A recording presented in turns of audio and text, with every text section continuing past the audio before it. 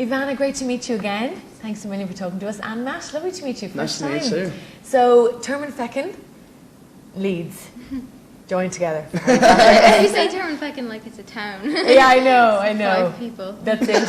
Well, what do we say, village? Yeah, it's Yeah, a village. little village. So, getting together again for Harry Potter 6, The Half-Blood Prince, a much darker, more grown-up movie. Can you both give us your view on that? Yeah, there's like all the Voldemort stuff, you know, Tom Riddle. I find that a bit unsettling, you know, you see like Voldemort the boy and he really had some deep-rooted evil in him, you know, before all the snake nose and the eyes, that is scary, but then again, like it's essential for the story, you need it for the Horcruxes, because it is coming towards the end, and there's all this fun stuff as well, you know, all the relationships, Ron, Hermione, and Lavender Triangle, so... Yeah, it's a nice balance. Exactly. It's just a really well-rounded film. You know, the stuff in there that is very dark and sinister is quite frightening. And there's some really truly scary scenes in it. That, you know, the hair on the back of my neck was on end in the cinema. But just as Evanna said, you know, it's really well balanced because there's the romance in there. You know, the hormones are raging, and it leads to a lot of funny stuff. You know, the comedy in there is really top quality. There's a scary bit though. You'll still jump. You know the bit in the pond. Oh yeah, in the cave. There's these like horrible. It's like loads of little golems, hundreds of golems in the water, and he grabs his foot or something, and he jumps. It's pretty scary. I love as well the development of your character. We'll get to you in a second, Matt. What's happening for Neville in Deathly Hallows? Very exciting. I loved Luna's when I was looking at the lion's head and that she created. So tell me a little bit more about that very creative input she had in this film. Yeah, because they know I'm a huge fan, and before I designed the radish earrings and they liked them, and so this time they had a few sketches for the lion's hat, and they were really cool actually. But then they said, "Do you want to have a go?" And I did. I just wanted to be like eating her head because it's a big thing, and it has like dreadlocks and earrings, so it was fun. But they made it. It was amazing because it looks massive, but it's really like feather light. And it's cool. I forgot it was there, and I was like, why is everyone staring? You know. But it's like as if as well, Luna has a small role, but fans love her character so much and love your character. How does that feel? Because you're obviously a big fan of the whole Harry Potter series. I feel like it's an honour to me, and especially to play Luna. Like, she is a small part. She only has about 3 scenes, but I wouldn't want to play anyone else. You know, sometimes I get like the Gryffindors are in the common, and I don't want to go there. But I just think she's so much fun to play, and people are always like, so how much do you have? And I was like, it's not very small, but you will see her. Don't worry, you know. And David Yates was talking in the press conference in New York about the Deathly Hallows Part 1 and Part 2, and very exciting for you. Can you tell us as much as you can about what's ahead? Well, I spoke to David Yates on Tuesday at the London premiere, and he's really excited about it. I think he's more excited than me for the Neville stuff. He's telling me he's got some great stuff coming up because they're busy writing all the stuff for Deathly Hallows at the end. It's just going to be great. I think we've got some cool stuff to do together actually. David was mentioning, so I'm really looking forward to it. They always pair Luna and Neville, they're like, oh, the outsiders.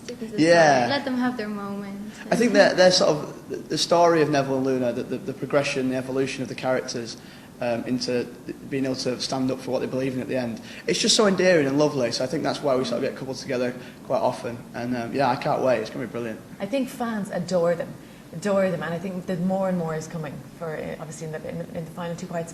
Also, when you look at the Harry Potter series, do you feel very proud? I mean, Neville, this happens all the time, Matt. I'm a very good actor. Right? You've been involved since the beginning. Are you very proud of this big bulk of work in your lives?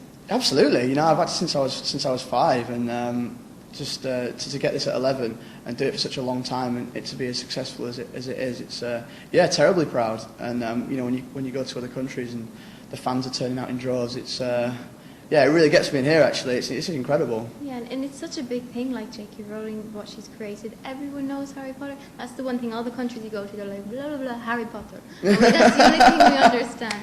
And like that's something that can never be taken away. You know, they'll probably make remakes of Harry Potter. That's really weird to think about, but we were always the first, you know, so that's... And I always think as well, it's such a great story, but it is universal, there are universal elements in there, but there's a wonderful Irish presence as well. Do you find that, Evanna? What do you mean? On set with Oh, your yeah. character, there's a lovely sense that we're in there. amongst it. Yeah, get our foot in the door. Yeah, like I don't know. They never mentioned what Luna was in the books, but she just, you know, that whole spiritual element, all these myths she believes in. And Luna said that's my birthday. That's August, you know. And then yeah, we've lots of people in there. There's like Michael Gambon, there's Devon, Donald Gleeson. You know, Brendan Gleeson's son. He's playing. Am I allowed to say? He's in there. And yeah, it's cool. And there's loads of people on set, so definitely there's lots of Irish. Excellent. So the future now, I know we've talked before, you have a very creative side to your personality, Evanna, and things that you'd like to do. Maybe have you thought any more about if acting is what you'd like to do? I love it, definitely, and it's such a great opportunity. It'd be a shame to throw that away when everyone's, I mean, because people, professional actors who are amazing, who are more talented than me, they don't get their break. So I will keep trying, I think. But like, you can't take it for granted either, because it could be you were just right for a certain part and that's it. So yeah, I'll try. But Time will tell. Yeah. And Matt, for you now, I know your big dream is to play for Leeds United and score in Wembley, but acting is also something you like to follow. Score in Wembley against Man United. That would be my dream. But yeah,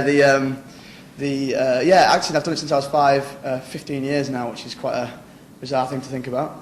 But yeah, I absolutely love it. It's always been my passion. I love watching films, and I applied to do film studies at university. So it's you know, it's a massive part of my life. And so after Harry Potter, I'm 110% focused on staying in acting. It's what I've always wanted to do, and hopefully I'll be able to carry on. Every film, he just everything.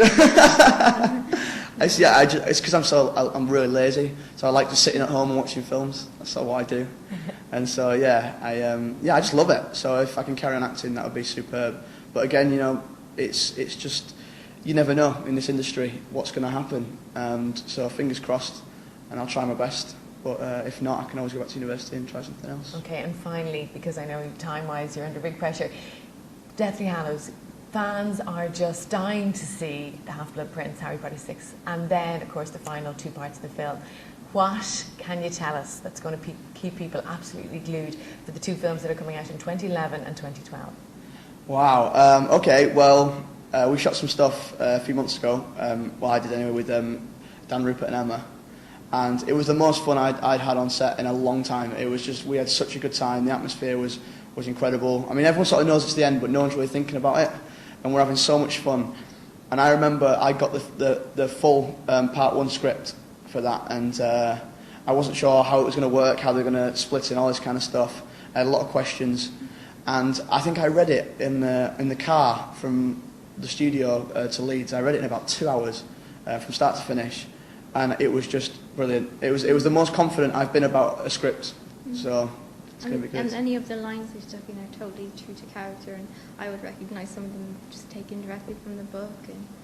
And I don't know, I haven't filmed that many scenes like that, but we did Dobby's death, and that was just so, it was so sad, and he had a little pathetic creature in his legs dangling, and you know, they didn't give Dumbledore a funeral, but Dobby got a nice send-off, so that was good. Guys, thank you so much for talking to us. Thank you. Thank you. Cheers.